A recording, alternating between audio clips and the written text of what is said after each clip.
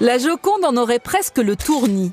L'an dernier, derrière sa vitre blindée, elle a vu passer plus de 10 millions de visiteurs, 25% de plus qu'en 2017. Aucun musée au monde n'a jamais fait mieux. Je voulais la voir, elle, et aussi la pyramide devant le Louvre.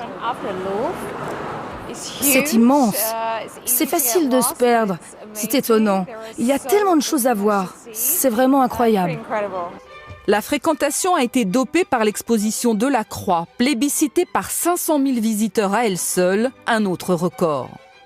Le Louvre a aussi bénéficié du retour des touristes à Paris, après une chute de fréquentation de 30% ces dernières années, due aux attentats.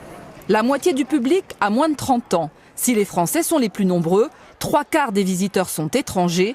Les Américains arrivent en tête, devant les Chinois. Pour moi, la pyramide est le joyau de la couronne de Paris. Et je voulais voir ce joyau.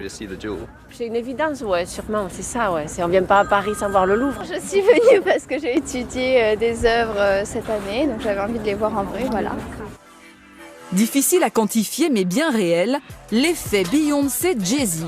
Les deux stars américaines ont mis le Louvre à l'honneur dans un clip vu 150 millions de fois à travers le monde, un sacré coup de pub. L'ouverture du Louvre d'Abu Dhabi a aussi fait une publicité mondiale et rapporté beaucoup d'argent au musée.